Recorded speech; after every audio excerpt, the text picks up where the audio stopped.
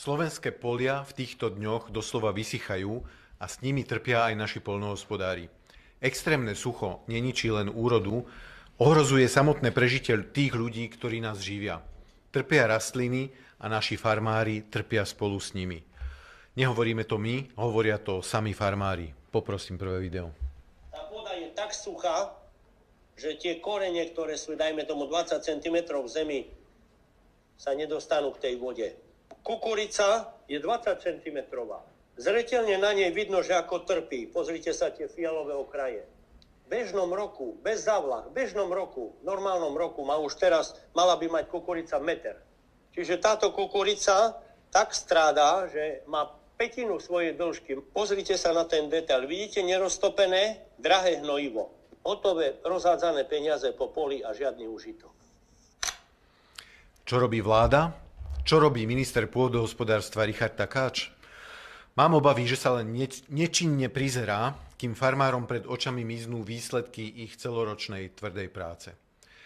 Nevidíme žiadne okamžité ani systémové riešenia, nevidíme zo strany ministerstva nejakú reálnu aktivitu, ktorá by poľnohospodárom v tejto kríze pomohla. My v KDH jasne hovoríme, nenecháme poľnohospodárov na pospas osudu. KDH vždy stálo a stojí na strane farmárov. Sme na vašej strane. Pre konkrétny príklad toho, aká je situácia v regiónoch kritická, poprosím Jozefa Humenského, odovzdávam mu slovo, aby nám priblížil katastrofu na východnom Slovensku.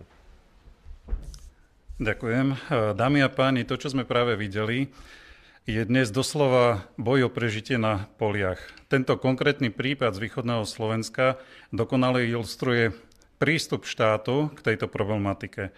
Sme svedkom úplne paradoxnej situácie, kde na jednej strane máme vysušené polia, problém s dopestovaním plodín, a na druhej strane máme veľkozásobareň vody. Poprosím video.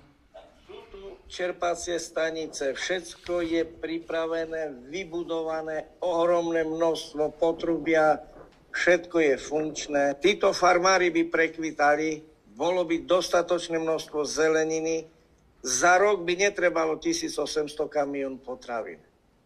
Len tá malá časť z tohto tu regiónu by mohla zásobiť ohromné množstvo supermarketov so vlastnou produkciou. Ako sme počuli, tak máme vybudovanú zavlažovaciu infraštruktúru, ktorá je napojená na Zemplínskú šíravu. Tá infraštruktúra spočíva v čerpadlách, ktoré sú pripojené alebo načerpávajú vodu zo Zemplínskej šíravy, a potom niekoľko desiatok kilometrov potrubí, ktoré dokážu tú vodu distribuovať na jednotlivé body v rámci tých polí. Celková plocha, ktorá by vedela byť zavlažovaná touto vodou, je 5600 hektárov. Štát sa dodnes formálne stará o 3 čerpacie stanice, prevádzkuje ich, robí revízie a, čo je paradoxné, stráži tieto čerpacie stanice proti rozkradnutiu, ale efekt z tohoto žiaden nie je. Aká je realita dnes?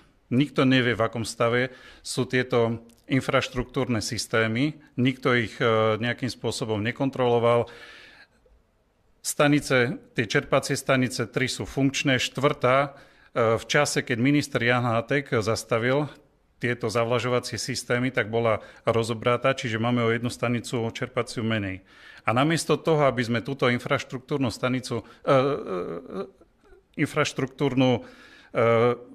tie vetvy vedeli využívať na zavlažovanie, tak a dopestovali si vlastné produkty, vlastnú zeleninu a ovocie, tak namiesto toho my každý mesiac niekoľko stoviek kamiónov dovážame potravín zo zahraničia na Slovensko.